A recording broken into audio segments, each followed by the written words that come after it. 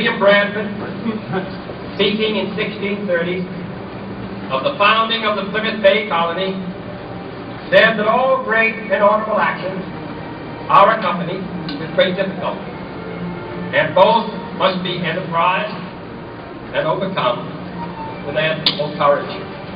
If this capsule history of our progress teaches us anything, it is that man in his quest for knowledge and progress is determined and cannot be deterred. The exploration of space will go ahead, whether we join in it or not. We mean to be a part of it. We mean to lead it.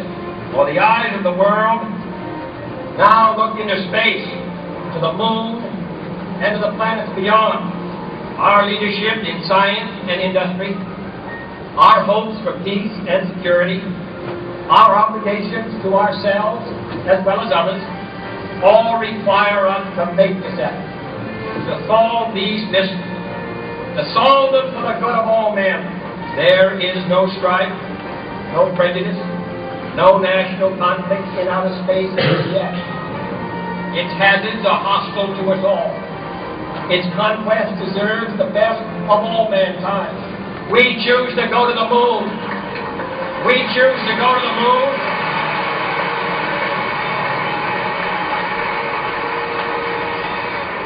We choose to go to the moon in this decade and do the other things. Not because they are easy, but because they are hard. Because that challenge is one that we're willing to accept, one we are unwilling to postpone, and one we intend to win.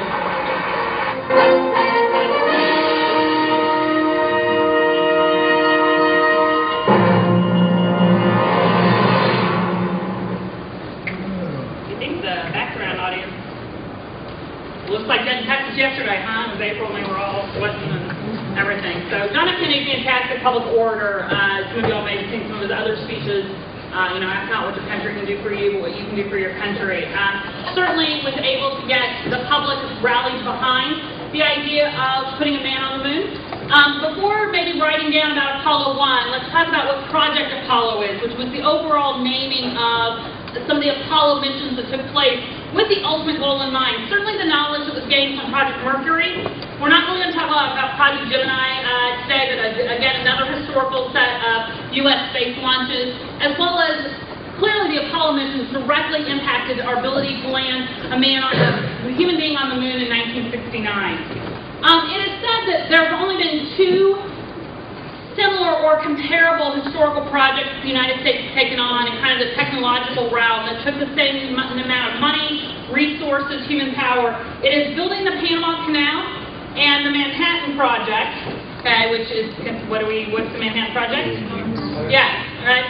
In regards to commitment behind, the government's commitment providing resources, time, energy, and so forth, but developing those. So again, we see that we will talk about the first Apollo mission here momentarily. During this time from 1961 to 1964, and this is interesting, I think just because of our when we talk about the federal budget today, NASA's budget was increased almost 500% during those 3 years, from 1961 to 1964. So obviously when Kennedy made the commitment to send a human being to the moon, he did back that up with some dollars. So 500% budget increase. We don't hear about that anymore these days, right? Due to our federal deficit problem. The lunar landing program, just I thought an interesting fact, eventually involved 34,000 NASA employees and 375,000 employees from industry and university contractors. So nearly 400,000 employees, even a little bit over, between NASA and a little bit under, between NASA and the private and university sector were involved in the Apollo missions and the moon landing. We'll talk first about Apollo 1. January 27, 1967. This is really our first tragedy that was with the U.S. space program. It didn't actually happen in space. It happened on the launch pad. It was originally titled Mission AS-204 because the missions really a lot of times aren't named until time to launch. And since this happened on the test pad, it was referred to as Mission AS-204. It wasn't until after the tragedy that it was felt that they actually should be deemed, this mission should be deemed with the name Apollo 1. flash fire broke out during the launch pad test, killing all 3 astronauts on board, and I certainly feel like it's worthy to mention their names: Virgil Grissom, Edward White, and Roger Chaffee, who was actually a brand new astronaut. So the other 2 had been a little bit more experienced, but it did involve a new astronaut named Roger Chaffee. Certainly this is one of NASA's first major setbacks, and after the flash fires, when they decided to name the mission AS-204 Apollo 1. The ignition source was never really identified, and the astronauts' deaths were attributed to a wide range of design failures with the early Apollo command module. The project was delayed 20 months after the manned phase, the human phase of the project was delayed for 20 months to try to correct these problems. It's believed that the crew members were reclining in their horizontal couches when this happened, running through a checklist when a voltage transient was recorded over the sound box. The fire actually didn't last too long because the high pressure pure oxygen environment made the fire go out, but it took, I want to make sure I get this correct. It took quite a few minutes to actually it took 5 minutes to open the inner and outer hatches from personnel outside to get into the astronauts. And even though the cabin lights were still on, the dense smoke made it difficult to actually find the astronauts. And so they were, obviously the 3 died in the command capsule. Okay, we've got a short video. This is very 1960s. Just if you've seen things about movies, the music in the background is very much what we think about when we see movie clips and so forth. So, but it's a little longer to move today.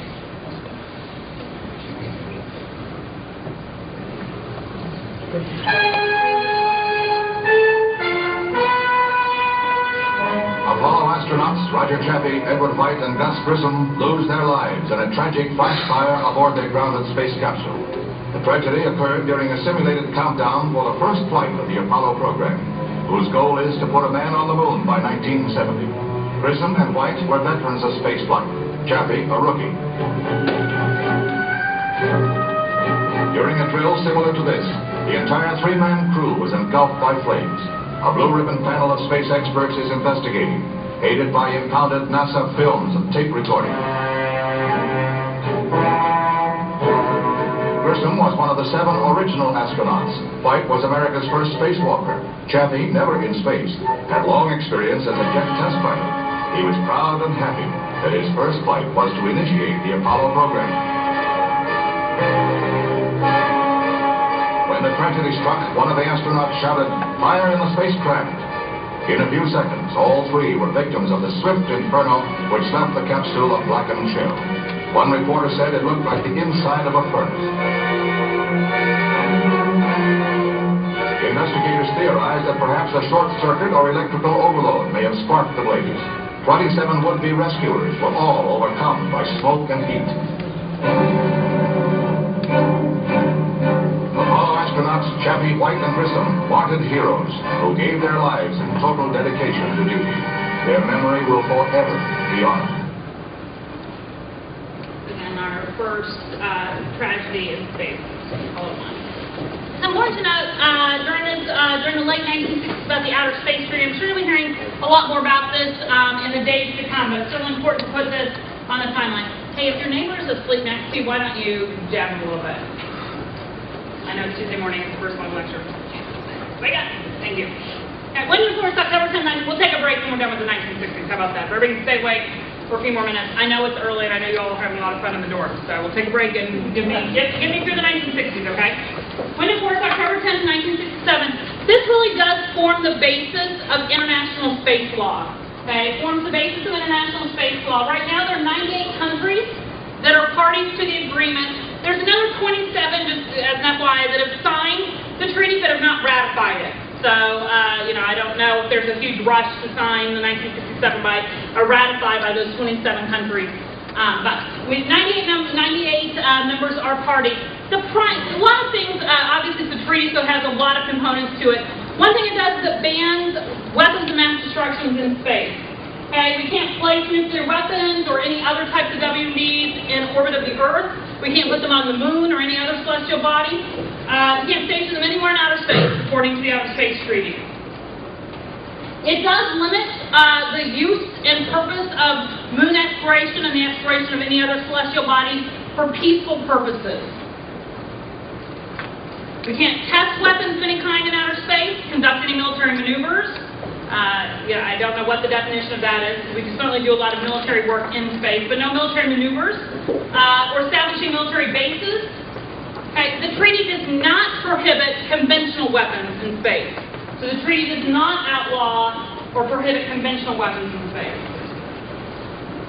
And the treaty also states in a very vague and, positive, optimistic statement that the exploration of outer space shall be done to benefit all countries and shall be free for exploration and use by all states. So, not sure the goal of that treaty is being met now with some of the space militarization actions that are being done. But Outer Space Treaty from 1967 sets a lot of the basis for our international law in space. Little quick cartoon. The primary purpose, again, is to forbid the station or possession of nuclear weapons in a space vehicle orbiting around the Earth. And peaceful purpose is with the celebration of mountains. Let's talk about Apollo 8. Still part of that Apollo project. Again, the overall mission to get a human being on the moon. This is December 21st, 1968, so we're getting towards the end of the 60s. This is the first human spacecraft to actually orbit the moon. So we're getting fairly close to being able to actually step on the moon with the ability to orbit the moon. It came within 70 miles of the lunar surface. And in space mileage, that's really close. 70 miles to us driving a car, is a fair distance, about an hour's drive. But certainly in space distance, that's very close to the lunar surface. Yes, sir? So was it like Apollo 2 and 7? Yes. Absolutely. We're only touching on the major milestones. But certainly, I don't want to underestimate every Apollo mission added knowledge and data and information that was necessary to finally get on the moon. So those weren't all the Apollos were those 2 and 7 were they about the moon? For the most part, yes. I wouldn't say all of them got to the moon, because obviously this is the first one that actually orbited the moon, but with the idea that some type of knowledge or experience gained in those flights would actually lead to a person being on the moon. This is also, I thought, just very interesting. This is the first flight that actually existed outside the Earth's gravitational field. So, this is the first time that humans truly left the Earth, because we were actually in the gravitational field that was not belonging to the Earth. It took 3 days to travel to the moon. It took 3 days to travel to the moon on Apollo 8. Questions on Apollo 8? Apollo 11. We'll spend a little bit of time on this date in history. July 20th, 1969.